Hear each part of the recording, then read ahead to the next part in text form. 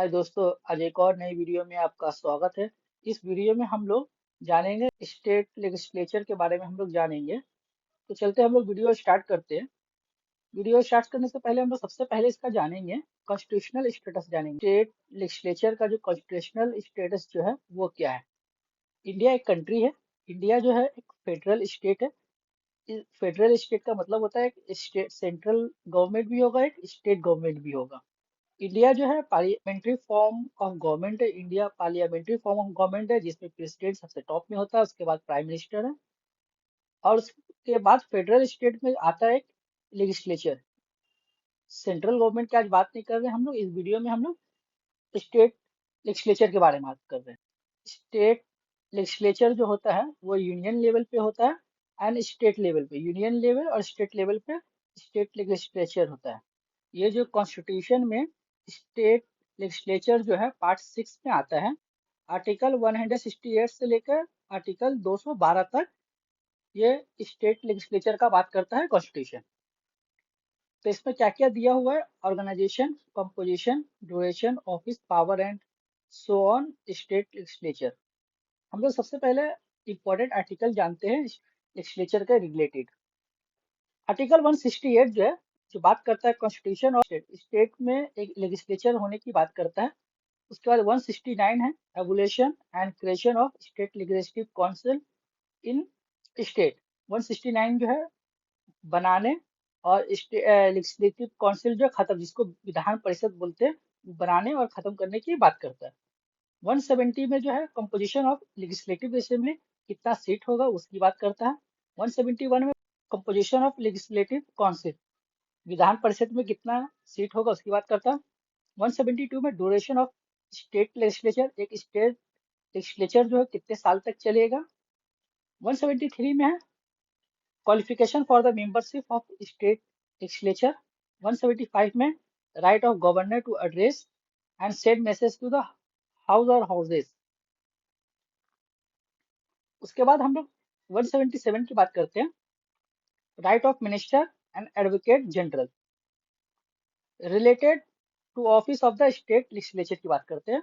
178 में speaker, deputy speaker को assembly की बात होता है। 179 में vacation, resignation and removal from the office of speaker and deputy speaker का रिमूवल का बात होता है। उसके बाद 182 में chairman and deputy chairman of the legislative council की बात होता है। उसके बाद जो है आर्टिकल 190 में वेकेशन ऑफ सीट की बात होता है। 191 में डिस्क्वालिफिकेशन फॉर मेंबरशिप की बात होता है। उसके बाद जो है power, privilege, immunities of state legislature and there member. 194 में जो है पावर की बात होता है, privilege except of the house of the legislature end of the member and committee therefore.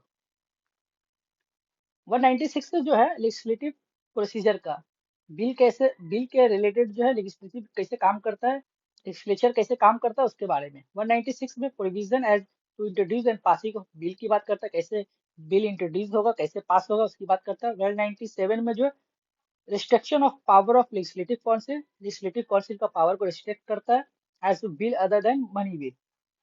198 में special procedure in respect of money bill. 199 में definition of money bill के बारे में बात होता है। 200 में असेंट टू बिल्स। 201 आर्टिकल में बिल रिजर्व फॉर कंसिडरेशन, ये प्रेसिडेंट के लिए होता है। उसके बाद जो है प्रोसीड्यूर इन फाइनेंशियल मैटर के बारे में 202 में एनुअल फाइनेंशियल स्टेटमेंट के बारे में बात होता है। आर्टिकल 213 में power of governor to promulgate ordinance के बारे में बात होता है। उसके बाद हम लोग इसमें जानते हैं organisation of state legislature. State legislature का क्या ऑर्गेनाइजेशन होता है, कैसे बनता है, वो जानते हैं। स्टेट लेजिस्लेचर का जो फर्स्ट मेंबर जो होता है वो होता है गवर्नर। गवर्नर के बाद होता है स्टेट लेजिस्लेचर। गवर्नर जो है एक पार्ट है, गवर्नर जो है is a part of state legislature. State legislature जो होगा ये आइदर यूनिकैमरल होगा या बाई कैमरल होगा। इंडिया में 28 स्टेट में सिर्फ 6 स्टेट ऐसा है जो बाई कैमरल है। आंध्र प्रदेश, बिहार, कर्नाटका, मध्य प्रदेश, तेलंगाना, उत्तर प्रदेश कैमरल है। उसके बाद जो है 22 स्टेट जो है वो यूनिकैमरलिज्म है। तो बाई कैमरल में दो हाउस होता है। एक होता है अपर हाउस जो विधान परिषद बोलते हैं, जो लोअर हाउस जिसको विधानसभा बोलते हैं। ये अपर हाउस जिस तरह से पार्लियामेंट में जो राज्यसभा होता है उसी तरह विधान परिषद होता है, और लोअर हाउस ये विधानसभा होता है। उसके बाद हम लोग बात करेंगे स्टेट लेजिस्लेचर में creation and abolition of second chamber in the state. ये लेजिस्लेटिव काउंसिल का ये बात हो रहा है। आर्टिकल 169 के बारे में जानते हैं। आर्टिकल 169 जो state assembly can pass a resolution with special majority, a majority of the total membership of the assembly plus 2/3 of the member present and voting। इसके बाद जो है हम लोग कंपोजिशन ऑफ टू हाउसेस के बारे में जानते हैं। जिस विधानसभा में जिसमें लेजिस्लेटिव काउंसिल होता है उसके बारे में हम लोग जानते हैं। इसका सबसे पहले जो बेसिस जो है हम लोग स्ट्रेंथ जानते हैं। लेजिस्लेटिव असेंबली में जो है मिनिमम जो है 60 सीट होना चाहिए, मैक्सिमम जो है 500 सीट होना चाहिए। ये ये 5 स्टेट में एक्सेप्शन है। ये 5 स्टेट में एक्सेप्शन है, जिसमें अरुणाचल प्रदेश, सिक्किम, गोवा इसमें मिनिमम 30 होना चाहिए, और उसके बाद मिजोरम में मिनिमम 40 होना चाहिए, और नागालैंड में मिनिमम 46 होना चाहिए।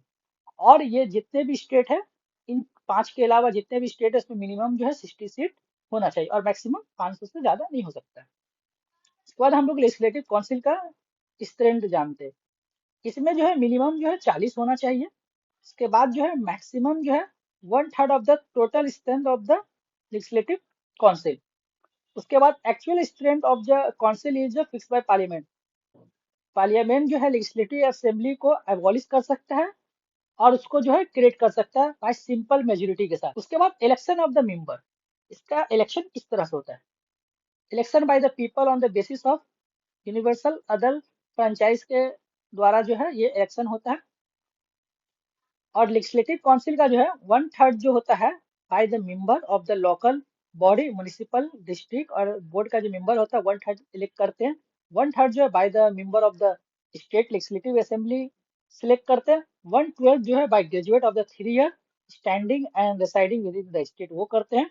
और 1/12 जो है by teacher of the 3 year standing in the state not lower in standard than the secondary school, ये लोग करते हैं।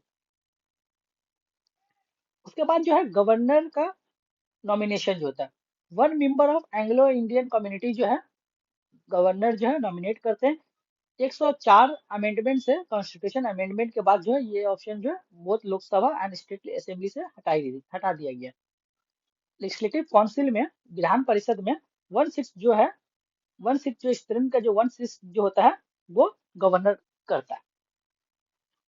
उसके बाद इसका ड्यूरेशन जानते हैं कि नॉर्मल टेन्योर जो होता है 5 ईयर का नॉर्मल टर्म जो होता है एक स्टेट असेंबली का जो होता है 5 साल का होता है। इसमें गवर्नर जो है असेंबली को एनी टाइम डिसॉल्व कर सकता है काउंसिल ऑफ मिनिस्टर के रिकमेंडेशन में, और ये जो है 1 साल के लिए बढ़ भी सकता है। नेशनल इमरजेंसी के दरमियान में ये पार्लियामेंट के द्वारा ये बढ़ भी सकता है।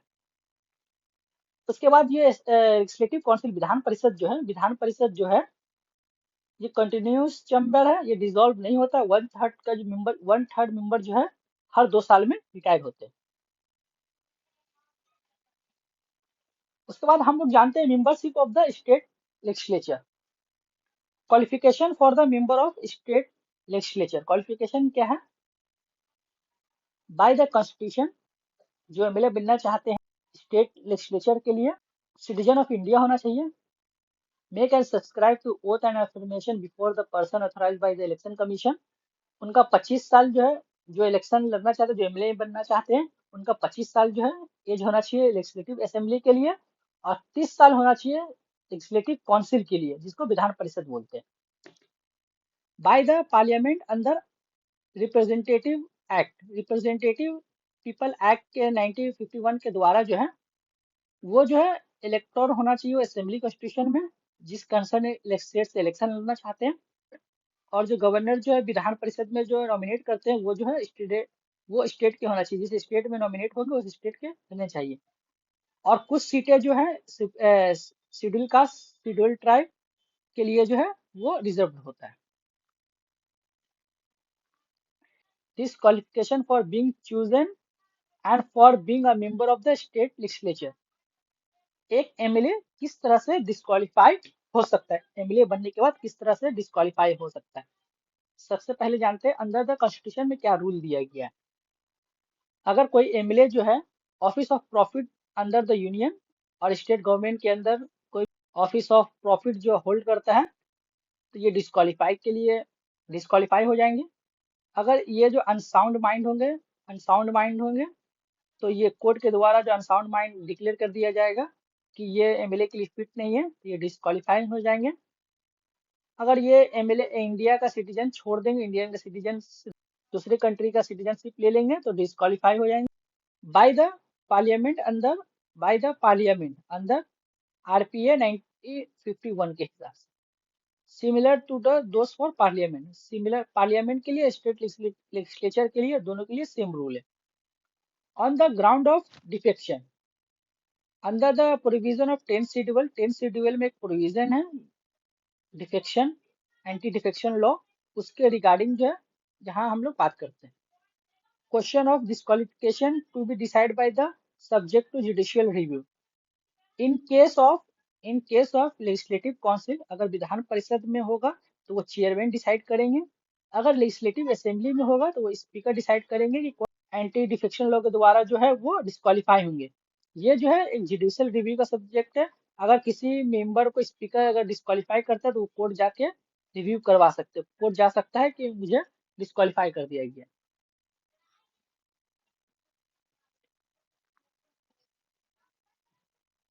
उसके बाद हम लोग जानते हैं वेकेशन ऑफ सीट्स। एक एमएलए किस तरह डिस्क्वालीफाई हो जाएगा, वो सीट किस तरह से खाली हो जाता है। डुअल मेंबरशिप क्या है कि cannot be a member of both houses. एक टाइम पे लेजिस्लेटिव काउंसिल विधानसभा का और विधान परिषद का एक टाइम में दोनों मेंबर नहीं हो सकते। किसी भी आप एक ही जगह का मेंबर हो सकते हैं। आप विधानसभा का हो सकते हैं या विधान परिषद का हो सकते हैं, या विधानसभा का हो सकते हैं या पार्लियामेंट में लोकसभा या राज्यसभा का एक टाइम हो सकते हैं। एक सेम टाइम में दो मेंबर नहीं हो सकते।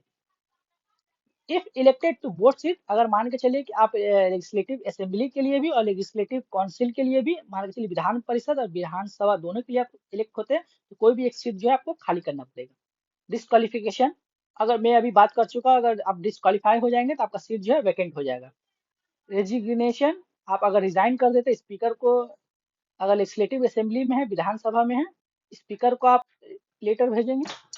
अगर आप लेजिस्लेटिव काउंसिल में, विधान परिषद में है, तो चेयरमैन को आप लेटर देके आप रिजाइन करेंगे। Absence, if absence from the all it's meeting for period of 60 days without it permission, अगर आप स्पीकर या चेयरमैन से विदाउट परमिशन का 60 डेज तक आप किसी भी मीटिंग में या असेंबली अटेंड नहीं करेंगे तो आप डिस्क्वालीफाई हो जाएंगे। अदर केसेस में अब क्या है कि अगर आपका इलेक्शन जो डिक्लेयर वॉइड कर दिया जाएगा आपका, कि आप अगर आप गलत तरह से इलेक्शन आप जीते हैं, रिग करके जीते हैं, तो आप डिस्क्वालीफाई हो जाएंगे। अगर आप हाउस से एक्सपेल कर दिए, निकाल दिए जाएंगे तो आप डिस्क्वालीफाई हो जाएंगे। अगर आप ऑफिस ऑफ प्रेसिडेंट के लिए या वाइस प्रेसिडेंट के लिए आप इलेक्ट हो जाएंगे तो ऑटोमेटिक आपका जो है मेंबरशिप चला जाएगा। अगर आप किसी गवर्नमेंट ऑफिस में अपॉइंट कर दिए जाएंगे तो ऑटोमेटिक जो है आपका सीट जो है वैकेंट हो जाएगा। उसके बाद हम लोग जानते हैं presiding officer of the state legislature. State legislature में प्रिसाइडिंग ऑफिसर कौन होता है, जो पूरा हाउस को जो चलाता है, इसके बारे में हम जानते हैं। सबसे पहले जानते हैं इलेक्शन, इलेक्शन किस तरह से होता है उनका। फ्रॉम अमंग्स इस मेंबर, अगर मान के चलिए कि हरियाणा में 90 मेंबर है तो 90 मेंबर्स में से ही कोई एक स्पीकर बनेगा। उसके बाद डिप्टी स्पीकर में हम लोग जानते हैं अमंग सेम प्रोसीजर है, इसमें भी है। उसके बाद हम लोग टर्म जानते हैं, ड्यूरेशन ये असेंबली जब तक चलेगा, 2 साल अगर चलेगा असेंबली तो 2 साल तक के मेंबर स्पीकर रहेंगे। अगर 5 साल तक चलेगा तो 5 साल तक स्पीकर रहेंगे। Duration of the life of the assembly, deputy speaker भी जब तक असेंबली रहेगा तब तक असेंबली में रहेंगे। Vacation of office before expiring term, vacation कैसे हो जाए, टर्म एक्सपायरिंग होने से कैसे आप पहले वेकेशन हो सकते हैं, मतलब किस तरह से आपका सीट वैकेंट हो सकता है स्पीकर का। अगर स्पीकर जो है वो मेंबर से हट जाएंगे या डिस्क्वालीफाई हो जाएंगे, किसी तरह से भी डिस्क्वालीफाई हो जाएंगे, वो रिजाइन कर देंगे तो वो स्पीकर नहीं रहेंगे। अगर ये डिप्टी स्पीकर को रिजिग्नेशन लेटर दे देते हैं तो वो रिमूव हो जाएंगे। अगर इनको जो है, अगर इनको रिजोल्यूशन से, अगर मेजोरिटी रिजोल्यूशन से जो है, जो मेंबर प्रेजेंट रहेंगे रेजुलेशन से, जो अगर इनको रिमूव कर दिया जाए तो रिमूव हो जाएंगे। ये नोटिस जो है आपको 14 दिन पहले से देना पड़ता है। अगर ओपोजिशन जो आप अगर रिमूव करना चाहेंगे तो सिंपल मेजोरिटी से आप जो है आपको रिमूव कर सकता है। सेम केसेस जो है ये डिप्टी स्पीकर का भी सेम केसेस, जैसे यहाँ रिजाइन जो करेंगे आपको डिप्टी स्पीकर अगर इज एब्सेंट, अगर स्पीकर जो है आपका एब्सेंट है तो पूरा ये जो अगर डिप्टी स्पीकर चेयर पे बैठते हैं तो पूरा इनके पास जो पावर है वो स्पीकर का आता है। अगर स्पीकर का चेयर जो वैकेंट हो जाता है, किसी तरह से रिजाइन हो जाता है, डेथ हो जाता है, कुछ भी हो जाता है, तो ये जो है एज ए डिप्टी स्पीकर जो है वो स्पीकर का रोल करते हैं। In both the cases deputy speaker has all the power of image, बताया हूँ ये बात इस सेम जगह यहाँ लिखा हुआ है, पूरा जो पावर स्पीकर का आता है। अगर उसके बाद हम लोग जानते हैं स्टेट लेजिस्लेटिव काउंसिल के बारे में। इसमें जो होता है एक चेयरमैन होता है, डिप्टी चेयरमैन होता है। चेयरमैन भी जो होता है मेंबर्स में से, जो इसमें मेंबर होते हैं उसी में से सिलेक्ट होते हैं। वेकेशन ऑफ ऑफिस, अगर ये किस तरह से इनका सीट जो है वैकेंट होता है, अगर ये काउंसिल से रिजाइन कर देते हैं, या अगर किसी तरह से भी इनका सीट डिस्क्वालिफिकेशन हो जाता है, या किसी तरह से भी मर जाते हैं, कुछ भी हो जाता है, अगर ये रिजाइन कर देते हैं डिप्टी स्पीकर को, अगर इनको कोई रिमूव कर देता है सिंपल मेजोरिटी से, अगर रिमूव कर देता है, रिमूव करने के लिए पहले 14 दिन पहले जो है इनको नोटिस सर्व करना पड़ता है असेंबली में कि मैं डिप्टी चेयरमैन को जो रिमूव करना चाहते हैं। डिप्टी स्पीकर का सेम प्रोसीजर है, सेम प्रोसीजर है।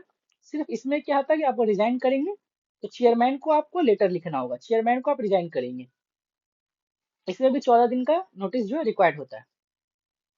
कि अगर the power of chairman is similar to the speaker except when the speaker decide the money bill, chairman का पावर, चेयरमैन का पावर एंड स्पीकर का पावर सेम होता है। सिर्फ चेयरमैन जो है डिसाइड नहीं कर पाते हैं कि ये मनी बिल है, स्पीकर के पास ये पावर होता है कि ये मनी बिल है या नॉर्मल बिल है। यहाँ भी सेम प्रोसेस है। अगर चेयरमैन जो है, चेयरमैन अगर सीट उनका वैकेंट होता है तो डिप्टी चेयरमैन जो है वो चेयरमैन होते हैं, अगर वो एब्सेंट होते हैं तो डिप्टी चेयरमैन जो है वो चेयरमैन होते हैं। यहाँ भी सेम प्रोसेस, यहाँ भी same process.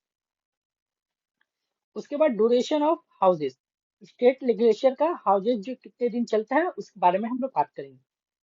State legislative assembly जो होता है, विधानसभा जो होता है 5 साल का होता है, एक्सेप्ट गवर्नर जो है इसको डिसॉल्व करते हैं 5 साल से पहले, इन केस नेशनल इमरजेंसी हो जाए।